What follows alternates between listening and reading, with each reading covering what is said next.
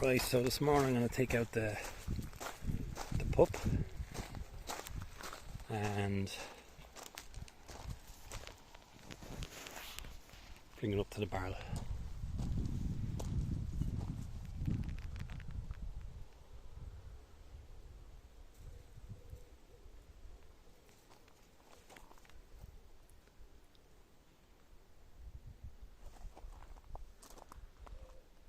Most of the plants, nearly all the plants are doing really well. Over there in the jungle corner, under the canopy.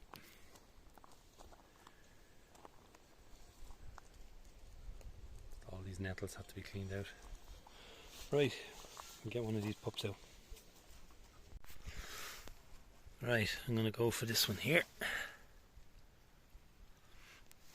It is kind of tempting to go for this bigger one here, but what I want to do here is let them all clump and just grow, you know, a very, very large clump with lots of pseudostems. So I'm going to take this one here off the edge. Make sure you use sharp spades for this job. Right, so this is what can happen when you think you're getting this right. And I got the angle completely wrong. And there doesn't seem to be any roots at all on it.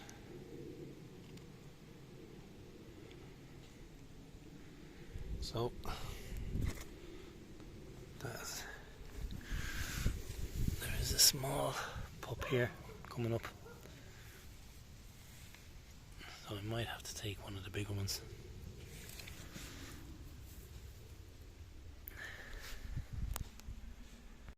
Right, so I've got some roots here. I'll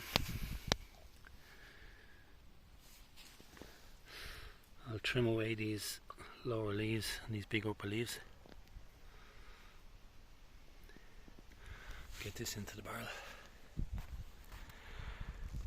Really didn't want to take out this bigger pseudostem here, but there's a really strong one growing here. This is the first one.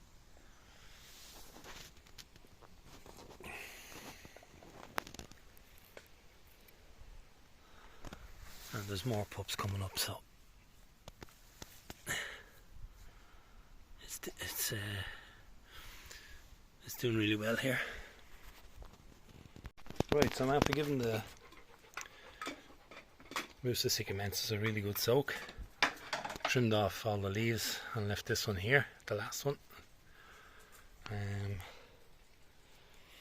This is a complete the whole barrel has been cleaned out, and this is all the manure compost that I use. This is all fresh stuff, so fingers crossed it'll take off, and we'll see how it gets on. It'd be nice if it does get growing like the basju, and I can get plenty of pups out of these barrels, because this seems to be the best place for propagating just naturally. These barrels are excellent.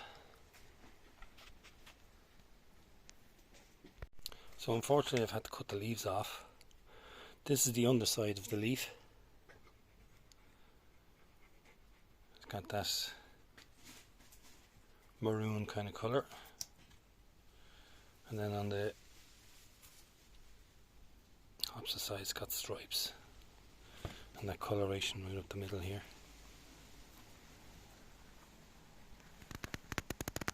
As opposed to the basju where it's just green all underneath and on top.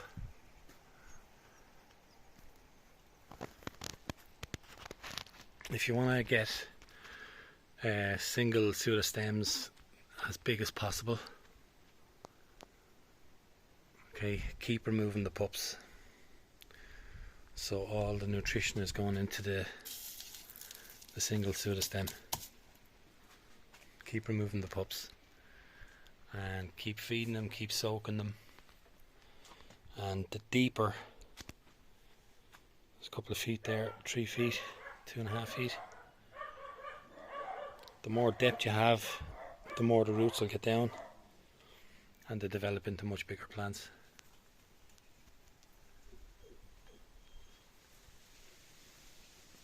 So hopefully this Sikkimensis is going to do the same.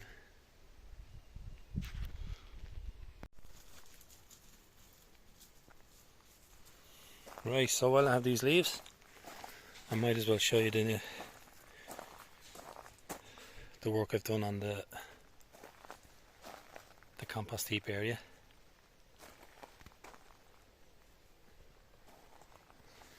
So if you've seen any of the older videos, this area here was just sticks and sawdust and everything that was just getting leaves chucked onto it, and I've cleaned it all out. I put some old corrugate at the back that's going to act as a retainer for soil. I'm going to build the soil right up as high as possible, just under the height of the stone, all the way around. I'd say I'm going to need 6 ton. And here's the compost heap area. Put in new corrugated sheets, concrete in the base. Fingers crossed I'll get the roof on today. So this is actually what came out, and it's completely broken down. It was just left open to the elements. It's real light and powdery. Now I'd say there definitely isn't a 50-50 mix with green and brown, because I think most of this would have been straw and bark chippings. It did get some of the leaves and stuff and all that, and they obviously broke down in with it. But what I'm planning on doing, I'm just starting a new pile here, is I'm going to clean out all the nettles. Nettles are a great activator for a compost heap. So all this green is going to get reblended with this brown stuff, and this is what I'm going to use for feeding the plants and try and break the cycle of buying feed, so I can give them lots of nutrition through the compost. And using it for those hungry banana pups, etc., and colic cages.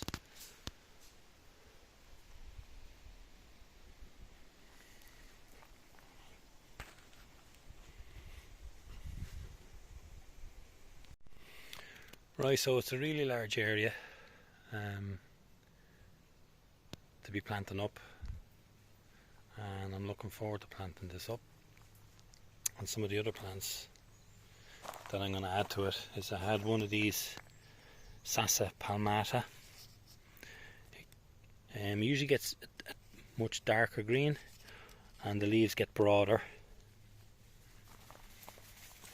so I'm going to be putting that in. And I have this, I've mentioned before, the Bhutan pine, the eucalyptus, and I'm hoping to add